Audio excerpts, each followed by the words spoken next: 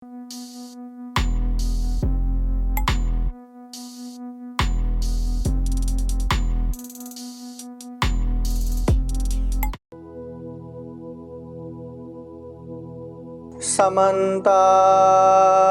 चक्रवालेषु अत्रा गच्छन्तु देवता सदामं मुनिराजः शृण्वन्तु सद्गमोक्षदं धम्मश्रवणकालो अयं भदन्ता धम्मश्रवणकालो अयं भदन्ता धम्मश्रवणकालो अयं भदन्ता नमो तस्स भगवतो अरहतो सम्मा सम्बुद्दस्स नमो तस्स भगवतो अरहतो सम्मा सम्बुद्दस्स नमो तस्स भगवतो अरहतो सम्मा सम्बुद्दस्स यस्सचेतं गतं बिम्बं अरुकायं समुत्थितं आतुरं बहुसङ्कपं यस्सनाथि ध्रुवं थिति साधु साधु साधु। महाकारुणिक तथागत बुद्ध धम्म संघ को त्रिबार वंदना। परम पूजनीय बोधिसत्व डॉक्टर बाबा साहब अम्बेडकर आज के विशेष पुण्यतिथि पुण्यानुमोदन कार्यक्रम में उपस्थित श्रद्धा संपन्न बुद्धि संपन्न उपासक उपासिकाएं। महाकारुणिक तथागत बुद्ध ये जीवन को संतुलित में रखने के लिए और जीवन में बहुत सारे अकुशल पाप और दुख से मुक्त रहने के लिए हमेशा हमेशा भावय मरण सति मरना है, ये बात हमेशा याद रखो, ऐसा उपदेश देते हैं। अभी हमने परित्राण पाठ में एक मरणानुस्मृति ये पाठ भी किया। तो मरणानुस्मृति पाठ में तथागत बुद्ध कहते हैं उपत्तिया सहे वेदं मरणं आगतं सदा मरणत्थाय ओकाशं भावय मरण सति। उपत्तिया सहवेदं स्वाभाविक रूप से जहाँ जहाँ उत्पन्न होता है वहाँ वहाँ विनाश होता है, जहाँ जन्म होता है निश्चित रूप से वहाँ मरण आता ही है। इसलिए उपत्तिया सहवेदं मरणं आगतं सदा मरणत्थायो का संवद को ये सते। जिस तरह आकाश में सूर्य प्रकाशित होता है, सुबह सुबह वो सूर्य आता है और अभी के समय में तो इतना तेज है, इतना धूप है, सूर्य आकाश में है, लगता है कि ये सूर्य हमेशा रहने वाले हैं, इसी तरह रहने वाले हैं। मगर जैसे जैसे शाम होता है ये सूर्य भी ढलना शुरू हो जाता है, सूर्य भी दिखना बंद होना शुरू होता है। ये सूर्य का इतना तेज धूप भी कम कम होके खत्म होना शुरू होता है। इसी तरह हमारा ये जीवन भी कितना ही पढ़ा लिखा हो, कितना ही बड़े बड़े पोस्ट में हो, कितना ही धन संपत्ति हो, कितना ही बुद्धिमान पंडित हो, कितना ही बलवान हो, खूबसूरत हो, कैसा भी हो, एक दिन ये भी बदलने वाला है, ये भी परिवर्तन होने वाला है। सुख के बाद दुख, जवानी के बाद बुढ़ापा, निरोग के बाद रोगी, ये आना ही है। इसलिए तथागत बुद्ध कहते हैं पावय मरना सती, मरना है ये बात हमेशा याद रखो, नहीं तो ये सरतापे उपासिका, वो सरतापे उपासिका बिहार जाने वाले नहीं है क्या, प्रवचन सुनने वाला नहीं है क्या, है ना, कि हर किसी को बता सकते हैं कि देखो कोई गुजर गया तो शोक नहीं करना, ये तो स्वाभाविक है। पर जब अपने आप को बीतता है ना, दुख अंदर से उबर के आता है, अंदर से उबर के आंखों से पानी गिरता ही है, ये तो स्वाभाविक है। इसलिए तथागत बुद्ध कहते हैं जब तक हम भावय मरण सति, मरण सत्य को यथार्थ भाव से बोध नहीं करते, केवल जानना नहीं, अनुभव से अनुभूति नहीं करते, रियलाइज नहीं करते, और रियलाइज करके अपने आप को स्थिर शांत जब तक नहीं रख सकते, तब तक जीवन में कितना भी आप ज्ञानी हो, पंडित हो, विद्वान हो, कितना भी लोगों को समझाने वाला हो, जब खुद को ऐसे दुख आएगा तो उबर के और दुखी होना आएगा, और आंसू गिराना आएगा, और रोना धोना आएगा। इसलिए जीवन में भावय मरण सति, ये मरना है हमेशा याद रखो, ये तथागत बुद्ध के वाणी है। जिंदगी में सभी लोग एक न एक दिन अवश्य मरना ही है, ऐसा कोई भी नहीं है जो हमेशा जीने वाले है। ध्रुव है, नित्य है, शाश्वत है, अजर है, अमर है। तथागत बुद्ध के समय में ये राजगृह नगर में एक श्रीमा गणिका थी। गणिका बोले तो उस समय नगर शोभिनी कहते हैं, नगर को शोभा देने वाला, और आज की भाषा में कहे तो वेश्या कहते हैं। उस समय नगर को शोभा देने वाला, मतलब जो भी अच्छी हुआ ना, उसको नगर को शोभा बढ़ाने के लिए गणिका बनाते थे। तो वो श्रीमा गणिका इतने खूबसूरत, और इतना खूबसूरत होने के बावजूद भी वो बिहार में भी जाते थे, बुद्ध को भी उपदेश सुनते थे, दान भी देते थे, शील भी पालन करते थे, सब करते थे। मगर श्रीमा गणिका इतनी अच्छी, इतनी खूबसूरत कि जो जब कभी भी तथागत बुद्ध के पास वो श्रीमा गणिका आने वाली होगी, तब सारे भिक्षु लोगों को विशेषतः अनित्य या मरणानुस्मृति या अशुभ भावना का उपदेश देना पड़ता था। क्यों? क्योंकि वो श्रीमा बहुत ही खूबसूरत। कितने भिक्षु लोगों का तो मन ही एकदम चंचल होता था।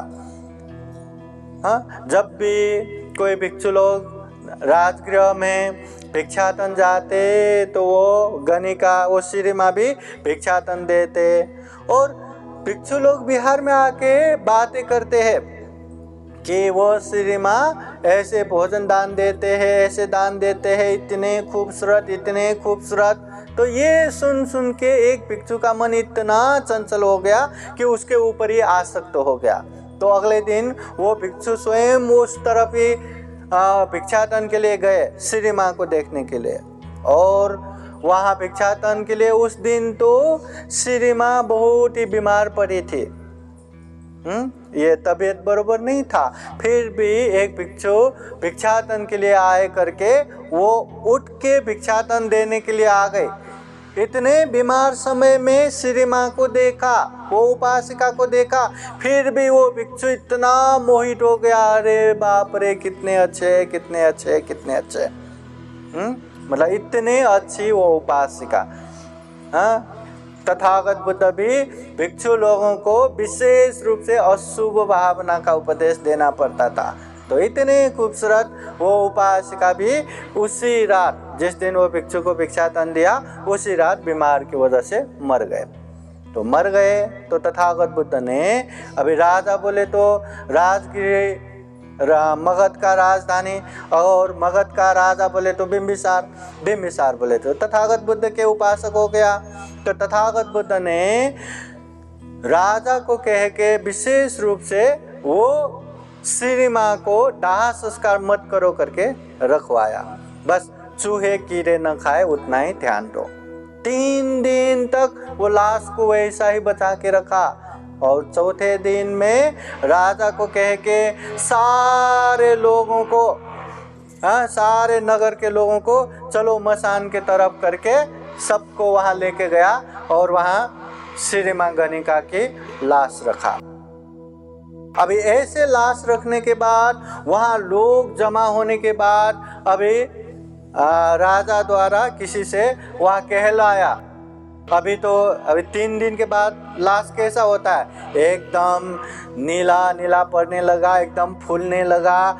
ये जितने भी द्वार है वहां से दुर्गंध फैलने लगा। इतना मतलब इतना घिनौना और इतना वो बास आ रहा था कि नजदीक रहने तक मुश्किल हो रहा था। ऐसे समय में अभी राजा की आज्ञा करके सारे लोग आए और वहां घोषणा करवाया कि जिस किसी को भी श्री माँ को लेके जाना है 1000 कारसापन, उस समय का 1000 कारसापन दे के लेके जाओ। किसी ने हाथ नहीं उठाया। पहले 1000 कारसापन दे के उसके साथ रहने के लिए लोग वहां लाइन में लगते थे, कोई नहीं आया। फिर वो मोल को घटाया, ठीक है 500 दे के जिसको लेके जाना है लेके जाओ, कोई नहीं आया। चलो 250 रुपया, कोई नहीं आया। 100 रुपया, कोई नहीं आया। चलो 50 कारसापन, ऐसा गिरा गिरा के चलो 1 कौड़ी जो कोई देगा वो लेके जाओ, फिर भी कोई नहीं आया। इतना तक कि अरे बाबा पैसा रहने दो, कोई फ्री में भी लेके जाना चाहते हो तो लेके जाओ। और कोई लेके जाएगा क्या? 3-4 दिन पहले वो इतने खूबसूरत वो श्री माँ आज फोकट में लेके जाओ बोला तो भी किसी ने लेके नहीं गया। क्यों लेके जाएगा? हाँ, इतना फुला हुआ लाश, इतना सदा हुआ लाश, इतना दुर्गंध फैला हुआ लाश। और उस समय जब कोई उसको लेके जाने के लिए तैयार नहीं हुआ, तब तथागत बुद्ध सामने आके यही जो मैंने शुरुआत में आप लोगों को गाथा बोला था वही गाथा द्वारा उपदेश देते हैं। तथागत बुद्ध कहते हैं, यस्य चित्तं कतं बिम्बं अरुकायं पतिथितं आतुरं बहुसंकपं यस्य नत्थि ध्रुवं थिति। ये जो हम शरीर, ये शरीर मेरा इतना बलवान है, ये शरीर मेरा इतना खूबसूरत है, ये मेरा शरीर, ये मेरा करके जिस तरह ये सुसज्जित करके रखते हैं ना, ये शरीर का वास्तविकता क्या है? इतना मतलब अस्थिर, हमेशा खूबसूरत नहीं रहता, कभी बीमार पड़ता है, कभी क्या होता है, इतना अस्थिर। हाँ, अनेक तरह से जैसे चित्रकार अनेक चित्र लिख के रखते हैं ना, ऐसे शोभायमान, बाहर से बहुत अच्छे मगर अंदर से अनेक दुर्गंध से भरा हुआ, अनेक बीमार से भरा हुआ ऐसा शरीर है जो ध्रुव नहीं है, मतलब हमेशा जिंदा रहने वाला ये शरीर भी नहीं है। ऐसे शरीर को तो देखो, अगर ये हमारे शरीर में ये बाहर का जो त्वचा है ना, अगर ये त्वचा नहीं होता, जस्ट इमेजिन हमारा शरीर का क्या है, क्या हाल है। अगर ये त्वचा नहीं रहता ना, अंदर का ये जो अनेक अनेक चीजें ये वो कैसा होता। अगर ये हमारे शरीर में ये त्वचा नहीं रहता तो जिंदगी भर चील कौओं को मतलब चील कौओं को खेलते खेलते ही हमारा जिंदगी निकल जाता। इतना ये शरीर है। हाँ, जैसे ये प्लास्टिक है ना, प्लास्टिक का टिश्यू रहता है ना, उसमें अनेक दुर्गंध भर के उसको एकदम एयर टाइट बंद कर दिया, तो बाहर से उसको पकड़ेंगे ना, गीला गीला अच्छा लगता है। ये शरीर भी वैसा ही है, मगर उसमें सुई जितना भी छेद हुआ तो उससे सुगंध बहेगा क्या? नहीं, दुर्गंध ही बहेगा, क्योंकि अंदर दुर्गंध ही दुर्गंध से भरा हुआ है। ये शरीर भी वैसा ही दुर्गंध से भरा हुआ है। हाँ, शरीर के ऐसे ऊपर से नीचे तक एक भी ऐसी जगह नहीं जहां से सुगंध बहता हो। ये तो शरीर का सत्य है। इसलिए तथागत बुद्ध कहते हैं पावय मरण सती, मरना है ये याद करो, ये शरीर का वास्तविकता याद करो, और ये शरीर के प्रति आसक्त होके, लालच होके अनेक अनेक पाप मत करो। अगर इतना भी समझ में आया ना, लोग क्यों पाप करते, क्यों गलत करते, ये शरीर के लिए, ये शरीर के स्वार्थ के लिए, हाँ, अनेक वासना के लिए, अनेक पंच काम में भूलने के लिए, और शरीर के सुख सुविधा के लिए करके ही अनेक अनेक पाप करते हैं। अगर ये शरीर की वास्तविकता जान लिया तो ये शरीर के लिए, ये पंच काम भोग विलास के लिए, वासना के लिए, लोभ लालच के लिए पाप नहीं करेगा, अकुशल नहीं करेगा। इसलिए तथागत बुद्ध कहते हैं पावय मरना सती। हाँ, ये दुनिया में जो इंसान है ना, जितने भी इंसान है, चरित्र के हिसाब से 6 प्रकार के लोग हैं। चरित्र, कैरेक्टर, राग चरित्र, द्वेष चरित्र, मोह चरित्र, वितर्क चरित्र, श्रद्धा चरित्र, बुद्धि चरित्र, ये 6 प्रकार के लोग ही है। हाँ, अभी राग चरित्र बोले तो हर चीज में एकदम अटैच होने वाला, आसक्त होने वाला, अरे ये कितना अच्छा है, ये मेरा होना चाहिए, ये मुझे होना चाहिए, ऐसा हर चीज में जो आसक्त होता है वो राग चरित्र। द्वेष चरित्र बोले तो जो हमेशा गुस्सा करता है, हमेशा गुस्सा करके बैठता है, ये द्वेष चरित्र। मोह चरित्र बोले तो एकदम मूर्ख स्वभाव का, कुछ भी समझ में नहीं आता, ये मोह चरित्र। वितर्क चरित्र बोले तो हमेशा तर्क वितर्क करते ही रहना। किसी ने वंदना बोला, सुखी हुआ, सुखी होकर के आशीर्वाद दिया, तो क्या मैं दुखी था, क्या मैं दुखी हूँ, ऐसा। हाँ, सूर्य पूर्व से आता है तो पश्चिम से क्यों नहीं, हाँ, ऐसा हमेशा तर्क वितर्क करने वाला ये वितर्क चरित्र। और श्रद्धा चरित्र बोले तो कुछ भी बोला साधु साधु करके विश्वास करने वाला, हर चीज में जो जल्दी जल्दी विश्वास करता है, ये श्रद्धा चरित्र। और बुद्धि चरित्र बोले तो हर चीज में बुद्धि से विचार करके बैठने वाला, ये बुद्धि चरित्र। हम भी ये 6 चरित्रों में ही एक है तो सभी है, पर एक चरित्र हमारा मूल रहता है। कौन सा चरित्र? तो उसके लिए हमें ध्यान करना पड़ेगा। ध्यान करेंगे तो मेरा कैरेक्टर क्या है वो समझ में आएगा, और जब समझ में आएगा ना, फिर उसका उपाय आसान है। तथागत बुद्ध ने हर कैरेक्टर के लोगों को क्या करना है वो अच्छे से बताया है। जो राग चरित्र वाले रहता है, हर चीज में आसक्त होने वाले रहता है, उन लोगों को अनित्य के विषय में, मरणानुस्मृति के विषय में, और शुभ भावना के विषय में बताना रहता है। जो द्वेष चरित्र रहता है, उन लोगों को मैत्री करुणा के विषय में हो गया, ब्रह्म विहार के विषय में हो गया। जो ज्यादा मोह चरित्र है, सारे हर चीज के लिए तथागत बुद्ध ने वो बताया है। तो वैसे ही जो ज्यादा अटैच रहता है, आसक्त रहता है, या शरीर के माया मोह में भूल के बैठता है, तो उन लोगों के लिए ये अशुभ भावना करना चाहिए।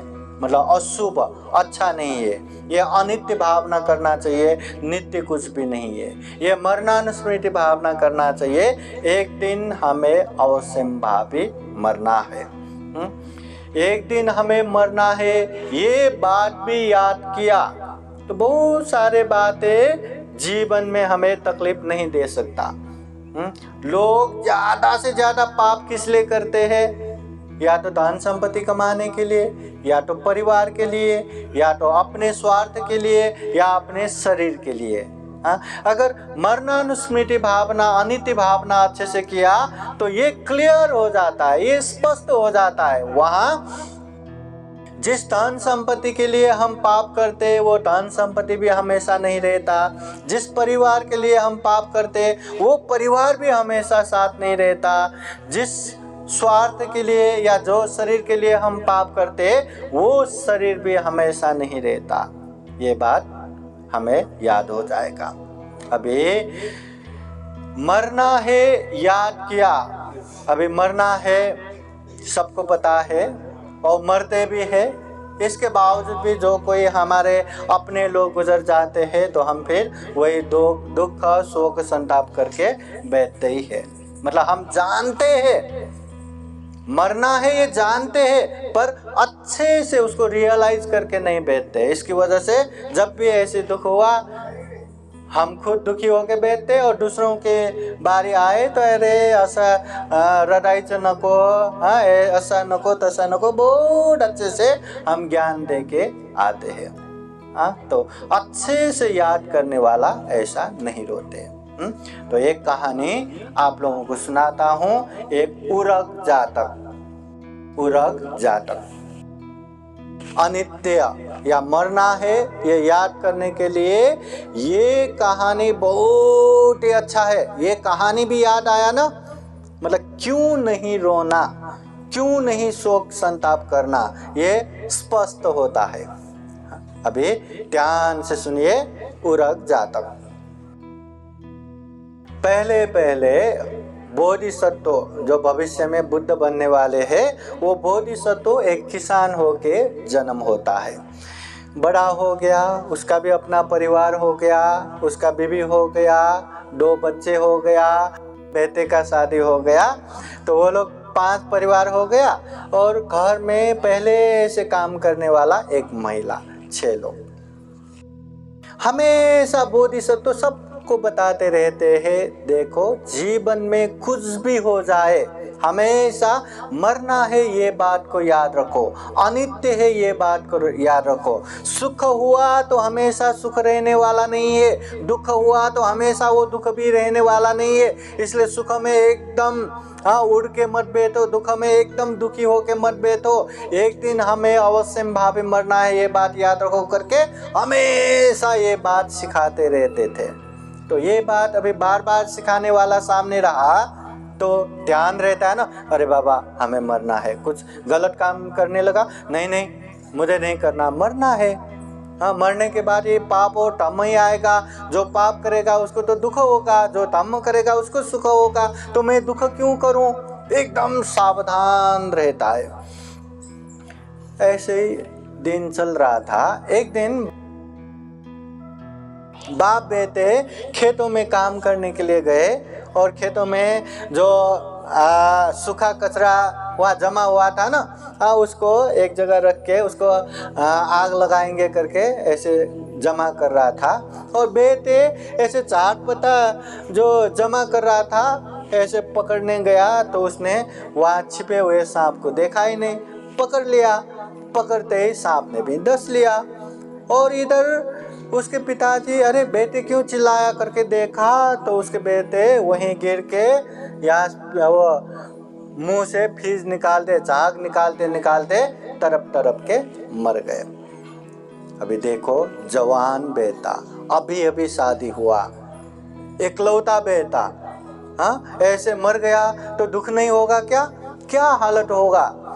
फिर भी वो लाश को एक जगह रखा और यही ध्यान करते रहा कि अनित्य है, मरना है। जिस तरह मेरे बेटे मर गया वैसे ही मुझे भी मरना है। ध्यान में रखा, स्थिर और शांत होके बेटा, शोक संताप नहीं किया। जब उसने देखा कोई लोग अपने गांव की तरफ जा रहे तो उसको बोला कि घर के सारे लोगों को शुद्ध वस्त्र पहन के यहाँ आने के लिए बोलो। ठीक है करके वो खबर पहुंचा दिया। खबर पहुंचते ही सबको लगा कि कुछ न कुछ तो हुआ रहेगा, नहीं तो सब लोगों को क्यों बुलाते, मन में कुछ तो लगा। बाद में खेत में जाके देखा तो सच में वहां पे माँ के बेटे, उसके बीवी के पति, उसके बहन के भाई मरा हुआ था। सुबह घर से निकला तो अच्छा था, अभी मरा हुआ लाश, ये देख के कितना दुख होगा रहेगा। फिर भी सबने मरना है ये बात हमेशा याद करके बैठा है, इसलिए वो देख के भी कोई रोया नहीं, शोक संताप नहीं किया, बस मरना है, अनित्य है, अनित्य, यही याद करके उसको वही नदी के किनारे दाह संस्कार करने लगे, जलाने लगे। अभी जब लाश जलाते हैं तो वहाँ परिवार, बंधु बांधव, रोने धोने वाला कितना लोग रहता है। बिना रोए धोए तो वहाँ लाश जलाना भी नहीं होता, मगर वहाँ लाश जला रहा है पर कोई रोया नहीं। तो एक भला इंसान वहाँ से जा रहा था, देखा तो आश्चर्य लगा, दिखने में तो इंसान ही जला रहे पर कोई नहीं रो रहा है, क्या चल रहा है। जाके पूछा उसने, आप लोग यहाँ क्या कर रहे हैं? कुछ जानवर जला रहे हैं क्या, कुछ ये जला रहे, वो जला रहे? तो वो कहते नहीं नहीं नहीं, हम कोई जानवर नहीं जला रहे। फिर क्या जला रहे? इंसान जला रहे। अच्छा, इंसान जला रहे, कौन है वो? वो मेरा बेटा है, मैं उसका पिताजी हूँ। अरे, अपने बेटे को जला रहे, क्या वो बदमाश था क्या, बहुत ही बुरे था क्या, जिस तरह से आपको रोना भी नहीं आए? नहीं नहीं नहीं, इतना बुरा नहीं था, बहुत अच्छा है। तो फिर क्या, क्यों दुख नहीं हुआ, क्यों शोक संताप नहीं हुआ? ध्यान से सुनिए। उस समय वो पिताजी कहते हैं, जिस तरह एक सांप समय होने पे अपने केचुली बदलता है, अपना वो जो कवर रहता है ना, कातिन बोलते हैं, केचुली है ना, वो बदलता है, उसी तरह इंसान भी समय होने पे ये शरीर छोड़ के मरता है। और मेरे पुत्र अपने गति के हिसाब से मर चुके हैं, तो उसके लिए शोक करना क्या, संताप करना क्या? न मैं रोया करके मेरे पुत्र को पता चलने वाला है, न मेरे पुत्र आके पिताजी कितना रो रहे, मत रो, ऐसा ही बोलने वाला है। उसका जो गति है वो गति के हिसाब से जा चुके हैं, तो इसमें शोक क्या, संताप क्या? तो ऐसा सुन के वो फिर उसके माँ की तरफ बढ़ते हैं और पूछते हैं, आप कौन है? मैं उसकी माँ। अच्छा, वो तो इंसान, मतलब जो भी है पुरुष है, पिताजी है, उसका मन रख सकता है, मगर आप तो माँ हो, आपने अपने पेट में 9 महीने अपने बेटे को गर्भ में संभाला है, इतना बड़ा किया है, क्या आपको रोना नहीं आता, क्या आपको शोक करना नहीं आता?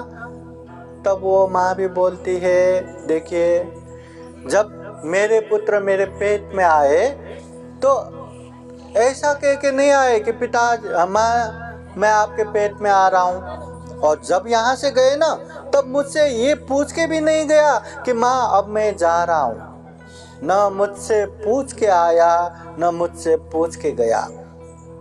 और मैं रोऊंगा तो मेरे बेटे को पता भी नहीं चलेगा, न मेरे बेटे माँ मत रो करके ही बोलने वाले हैं। इसलिए उसका जो गति है वो गति के अनुसार मर गए, तो इसमें शोक करना क्या, संताप करना क्या? फिर उसके बहन से भी पूछते हैं कि आप कौन है? मैं उसका बहन। फिर आपको रोना नहीं आया क्या? तो वो भी कहते, ज्यादा रोने से क्या होगा, शरीर कमजोर होगा, क्लांत होगा, एकदम शरीर में अनेक रोग आएगा, और जो देखने वाले अपने अड़ोस पड़ोस या बंधु बांधव है वो लोग भी हमें मजाक उड़ाएगा, और मैं रोऊंगा, न मेरे भाई को पता चलेगा, न बहन मत रो करके ही बोलने वाले हैं। तो उसके जो गति है वो गति के अनुसार मर गए, तो इसमें शोक क्या, संताप क्या। फिर जाके पूछते हैं उसके बीवी से, आपके कौन है? मैं उसकी बीवी। अरे बाकी तो बाकी, आपको तो जिंदगी भर साथ में रहना है, क्यों आपको शोक करना नहीं आया? आप नहीं रो रहे? तो वो भी कहते हैं, देखिए जिस तरह आकाश में वो चंद्रमा देखता है ना, वो चंद्रमा देख के छोटे से बच्चे बहुत रोता है कि मुझे वो चंद्रमा चाहिए, चंद्रमा चाहिए, चंद्रमा चाहिए। कितना भी रो लो फिर भी उसको वो चंद्रमा नहीं मिलता। वैसे ही जो मरे व्यक्ति है उनके नाम पे रोना है। न रोया करके उसको न सुनाई देगा, न मत रो करके ही बोलने आएगा। उसके जो गति है वो गति अनुसार मर गए, तो इसमें शोक करना क्या, संताप करना क्या। तो ऐसे सारे लोगों से पूछ के, जो काम करने वाली एक महिला है उससे भी पूछती है, तो वो भी बोलती है हमारे मालिक बहुत भला है, बहुत अच्छा है। फिर क्यों नहीं रोए? बोले तो वो भी एक बार बर्तन टूटने के बाद फिर से जोड़ा नहीं जा सकता, वैसे कि वैसे पुराने जैसा नहीं होता। वैसे ही एक बार मरने के बाद फिर से जिंदा नहीं होता। न रोया करके हमारे मालिक को पता चलेगा, न मत रो मेरे मालिक न मत रो करके ही बोलने वाले हैं। उसके जो गति है वो गति के अनुसार गया, तो उसमें शोक क्या, संताप क्या। सबकी बातें सुनने के बाद फिर वो व्यक्ति, अरे आज के समय में भी इतना अनित्य को याद करने वाले हैं, ऐसा सोचते सोचते वो वहां से चला जाता है। और यहाँ बोधिसत्व भी अपने परिवार के साथ अपने बेटे का दाह संस्कार करते हैं, और उसके बाद भी हमेशा परिवार को अनित्य है, मरना है, ये उपदेश देते देते खुद भी याद करके उन लोगों को भी याद करवा के गलत पाप से दूर रह के अच्छे से अच्छे करके वो जीवन व्यतीत करता है। तो ये कहानी देखो, कोई अपना गुजर गया तो क्यों नहीं रोना, क्यों नहीं शोक करना। जैसे सांप का उदाहरण, समय आने पे वो कातिल बदल के चला जाता है, केचुली बदलता है। जिस तरह माँ बोलती है न पूछ के आया न पूछ के गया, जिस तरह उसके बहन बोलती है कि रोने से शरीर में हानि नुकसानी, सारे लोग मजाक उड़ाएंगे, जिस तरह उसके बीवी बोलते हैं आकाश के चंद्रमा के लिए जिस तरह रोना है वैसे मरे हुए लोगों के लिए रोना है। काम करने वाली बोलती है एक बर्तन टूटने पे फिर पहले जैसा नहीं होता। इसी तरह हमें भी जीवन जी रहे हैं तो कोई न कोई मरेगा ही, न आगे न पीछे, कभी आगे कभी पीछे मरना ही है। और ये परिवार में ये प्रिय ये अप्रिय ऐसा रहता है, पर अप्रिय व्यक्ति भी क्यों ना हो, जब वो मरेगा दुख तो होगा ही। और प्रिय व्यक्ति मरा तो कितना दुख, कितना शोक संताप। इसलिए अगर हम नित्य रूप से मरना है, अनित्य है मरना है, ये बात को याद करके बैठेंगे तो यकीन मानिए जीवन में कभी भी ऐसी हालत आए या ऐसे माहौल बने, कभी भी इतना रोना नहीं आएगा, इतना शोक संताप नहीं होगा। मन को स्थिर रख पाएंगे और अनित्य भावना और मरणानुस्मृति भावना हम करके बैठ पाएंगे। जिस तरह हमारे बेटे गुजर गए उसी तरह हमें भी मरना है। जिस तरह उन्होंने धन संपत्ति है करके कुछ भी लेके नहीं गया, वैसे ही सारा धन प्रपत्ति छोड़ के जाना है। जिस तरह उन्होंने अपना परिवार है करके किसी एक को भी लेके नहीं गया या लेके नहीं जा सका, वैसे ही हमें भी सारा परिवार छोड़ के जाना है। और तो और जो हम सबसे ज़्यादा पसंद करते हैं, ये मेरा हाथ, ये मेरा पैर, ये मेरा चेहरा, कितना अच्छा लगता है। बाकी तो बाकी जो वृद्ध हो चुके हैं ना, उन लोगों को भी कितना अच्छा लगता है अपना शरीर, हर दिन नहाते हैं, बाल बनाते हैं, अच्छे से अच्छे रहते हैं। ये शरीर भी हमें छोड़ना है, ये शरीर भी एक दिन आग में जला के राख बनाने वाले, याद करते भी कैसा कैसा होता है ना, मगर सत्य तो वही है ना। हाँ, आग में जला के राख बनाने वाला ही तो शरीर है। इसलिए ये बात को अगर हम याद करके बैठेंगे तो जीवन में कभी भी कहीं भी ऐसी माहौल बने तो इतना शोक संताप नहीं होगा। अगर ऐसा याद नहीं आया तो दूसरा तो छोड़ ही दो।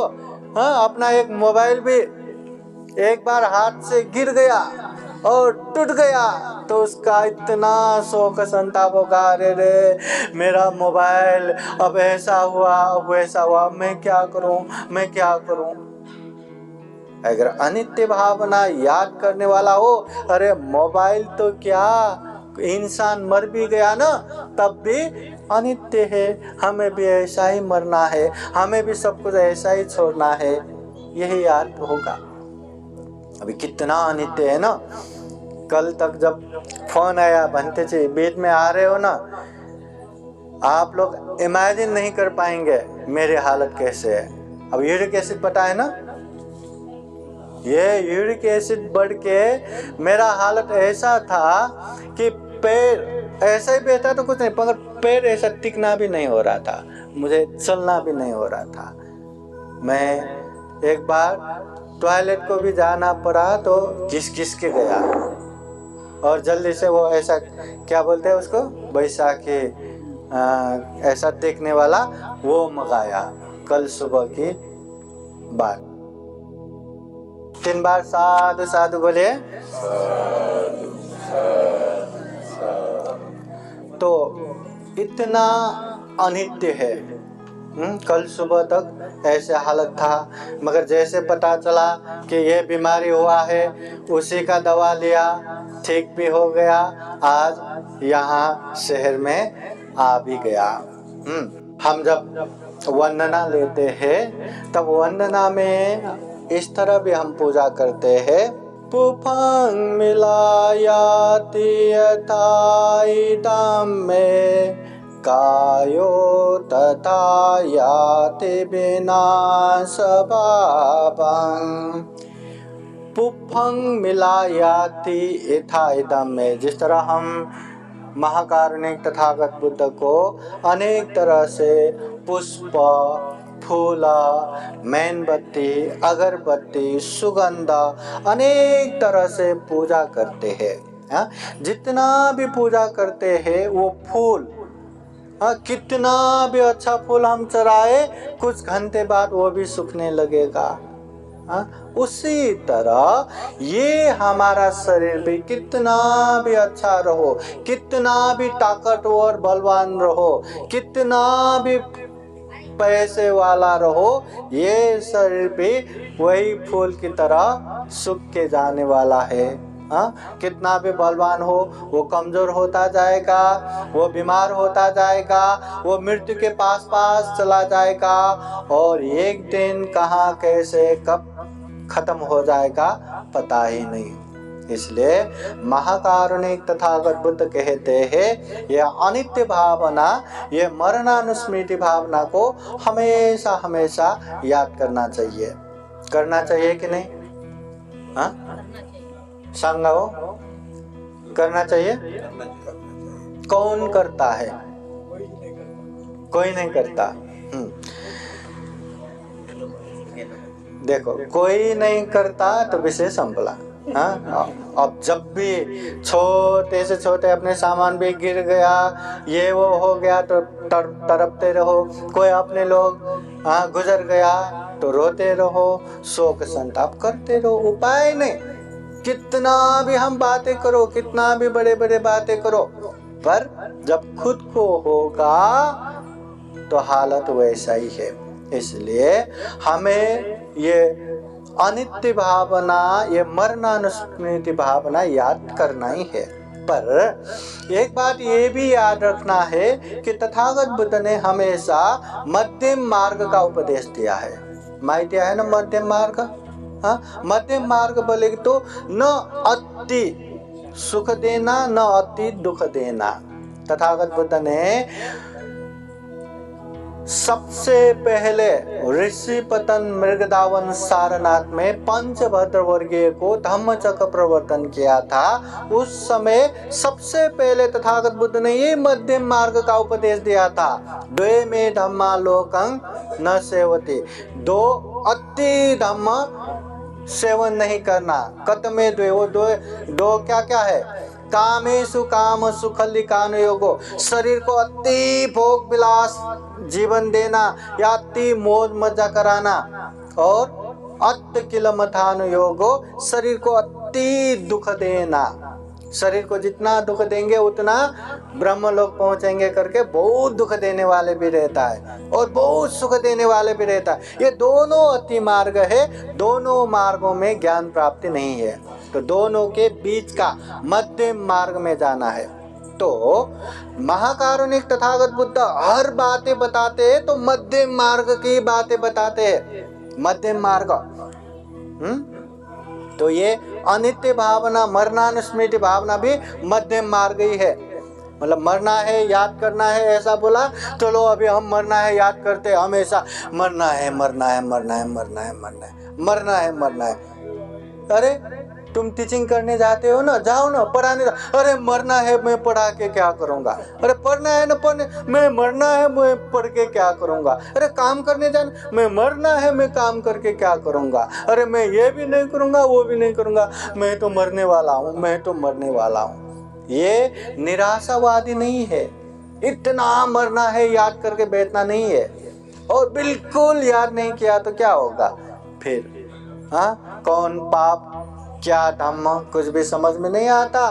कोई प्रिय वस्तु हो या व्यक्ति हो, उसके विछोद में हम अनेक शोक संताप करके बैठेंगे। इसलिए अति रूप से मरना है ये याद करके बैठना भी नहीं है, और मरना है ये भूल के भी बैठना नहीं है। मध्यम मार्ग मरना है किस माने में कि कभी भी हम गलत काम करें तो मरना है। गलत काम से अकुशल होगा, अकुशल से पाप होगा, पाप से दुख होगा। वो दुख मुझे नहीं चाहिए उस समय में बचने के लिए। इसलिए मरना है याद कब करना? जब शरीर से हम कुछ काम करने लगते हैं। मरना है कब याद करना? जब वाणी से हम कुछ बोलने लगते हैं। मरना है कब याद करना? जब मन से कुछ सोचने लगते हैं। मरना है याद करने वाला व्यक्ति शरीर से पाप नहीं करेगा। मरना है याद करने वाला व्यक्ति वाणी से पाप नहीं बोलेगा। मरना है याद करने वाला व्यक्ति ये मन से पाप सोच के नहीं बैठेगा। बस उसके लिए हमें चाहिए मरणानुस्मृति। इसलिए जीवन में याद रखना, मरना है ये बात हमेशा ध्यान में रखते हुए गलत अकुशल पाप नहीं करना, और अच्छे पुण्य धम्म कुशल कर्म करते रहना। क्योंकि मरना है बोले तो क्या 50 साल के बाद मरना है, 60 साल के बाद मरना है? अरे कोई गारंटी नहीं है। कल ही मर गया तो क्या करेंगे? हाँ, ऐसा कोई गारंटी है क्या कल नहीं मर सकते? ऐसा गारंटी है? हाँ, मैं यहाँ बैठ के धम्म देशना दे रहा हूँ। कल सुबह मैं अपने पैरों पे खड़ा नहीं हो पा रहा था, टॉयलेट जाने के लिए घिस घिस के जा रहा हूँ। ये मेरा कल का दिन है। कोई सोच सकता है? हाँ, इसलिए कब कहाँ कैसे कौन मरेगा किसी को पता नहीं। इसलिए हमेशा पाप हो, अकुशल हो, गलत हो, उसे नहीं करना, और पुण्य कुशल का मत तुरंत करना। कल करूंगा ऐसा नहीं, या अगले साल करूंगा, या आने वाले समय करूंगा, या मेरे रिटायर्ड लाइफ में करूंगा, ऐसा नहीं, तुरंत करना। क्योंकि जिंदगी का कोई ठिकाना नहीं। तो ऐसे याद करके जो काम करता है ना, वो व्यक्ति मरने से कभी नहीं घबराएगा। क्यों? क्योंकि वह मरना है याद करके पाप से अलग रहा है, पुण्य में आगे बढ़ा है। वो मर भी गया तो उसके मन में कोई पश्चाताप नहीं रहेगा, डर नहीं होगा। डर किसके मन में होगा? जो मरना है याद करके नहीं बैठते ना, वो लोग इतना प्लानिंग करके बैठता है, फ्यूचर प्लानिंग, कि मुझे ये करना है, वो करना है, ऐसा करना है, वैसा करना है। न जाने घर में पति पत्नी दोनों भी रहा ना, शायद पत्नी ने कितना पैसा अलग से रखा होगा, पति ने कितना पैसा अलग से बैंक बैलेंस करके रखा होगा, पता ही नहीं चलेगा। क्यों? क्योंकि कल मरेंगे पता ही नहीं ना, कब मरेंगे पता ही नहीं। उसको लगता है कितने साल जीना है और कब कैसे पैसे की जरूरत पड़ेगा। इसलिए बहुत लंबा लंबा वो लिस्ट रखते हैं, प्लानिंग करके बैठते हैं, और कभी भी थोड़ा बीमार भी पड़ जाए तो बहुत घबरा के बैठते हैं। इसलिए मरना है याद करके, पाप से दूर रह के पुण्य में आगे बढ़ता रहा तो कभी भी मरने से घबराएगा नहीं, हमेशा आराम से शांति से स्थिर होके रहेगा ऐसे इंसान। इसलिए महाकारुणिक तथागत बुद्ध कहते हैं, पावय मरण सति, मरना है ये बात याद करो। हमारे हानि नुकसानी के लिए उपदेश नहीं दिया, इससे बहुत सारा फायदा होता है, बहुत सारा पाप से दूर होता है, पुण्य धम्म में आगे बढ़ता है, जीवन में सुख शांति मिलता है। इसलिए तथागत बुद्ध ने ये उपदेश दिया, पावय मरण सति, मरना है याद करो। और सही भी है ना, यहाँ हमेशा जीने वाला कौन है? कोई नहीं है यहाँ। ध्रुव नित्य शाश्वत अजर अमर, हर किसी को मरना है, और मरने वाले जीवन में मरना है याद नहीं किया तो बहुत शोक संताप होता है। इसलिए यह महाकारुणिक तथागत बुद्ध के उपदेश है कि पावय मरण सति, मरना है ये बात याद करना चाहिए। और ये याद करके बैठेंगे तो जीवन में कभी भी कितना भी प्रिय व्यक्ति गुजर जाते हैं तो शोक संताप करके नहीं रहता, एकदम मरने जैसा हालत होके नहीं बैठता, एकदम खुद के शरीर को हानि नुकसानी करके नहीं बैठता। इसलिए हमें जीवन में यह अनित्य भावना, यह मरणानुस्मृति भावना हमेशा हमेशा याद करना चाहिए। यह तथागत बुद्ध के उपदेश है। आज विशेषतः आनंद उपासक के स्मृति दिन के उपलक्ष्य में हमने ये शील प्रार्थना किया, बुद्ध धम्म संघ के शरण में जाके 5 शील अच्छे से पालन करेंगे ऐसे अधिष्ठान किया। बाद में हमेशा पालन करना चाहिए ये तो सबको पता है, पर बाद में पालन किया नहीं किया ये किसी को नहीं पता। इसलिए यहाँ रहते समय अच्छे से पालन हो रहा है। हाँ, तो ये शील पालन हो रहा है। बुद्ध धम्म संघ का अनंत गुण धम्म और आशीर्वाद से भरा हुआ हमने परित्राण पाठ भी श्रवण किया। बुद्ध के जो वाणी, जो उपदेश, ये धम्म देशना भी सुना। ये बहुत बड़ा पुण्य है, धम्म है, मंगल है। इस पुण्य के अनुभाव से बुद्ध धम्म संघ के अनंत गुण धम्म और आशीर्वाद के अनुभाव से ये सरतापे उपासक उपासिका के ज्येष्ठ पुत्र आनंद उपासक को सुगति प्राप्त हो, निर्वाण प्राप्त हो, जन्म जरा व्याधि मरण से मुक्त निर्वाण प्राप्ति के लिए ये पुण्य हेतु हो, कारण हो। साथ ही साथ जितने भी दिवंगत हुए बंधु बांधव परिवार सबको सुगति तथा निर्वाण प्राप्त हो, और जीवमान संपूर्ण परिवार बंधु बांधव सभी उपासक उपासिकाओं के जीवन में बुद्ध का आशीर्वाद, धम्म का आशीर्वाद, संघ का आशीर्वाद हमेशा हमेशा रहे।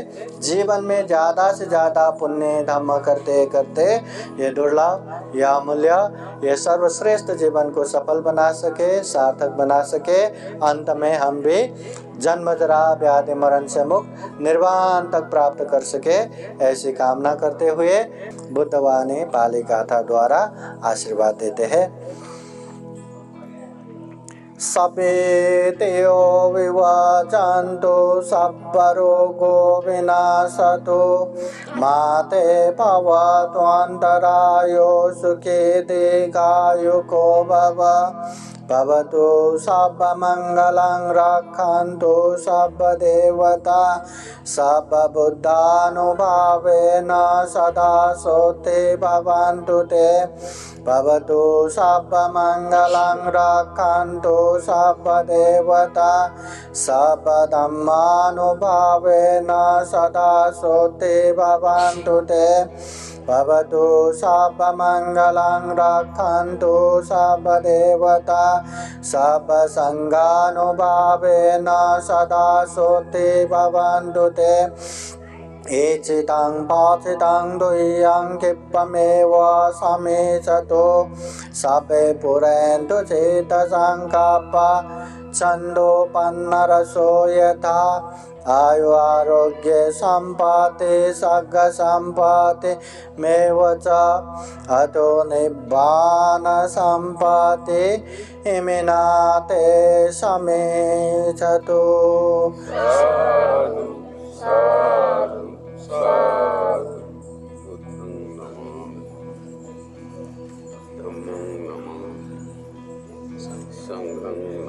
सुखी हो, मंगल हो, कल्याण हो।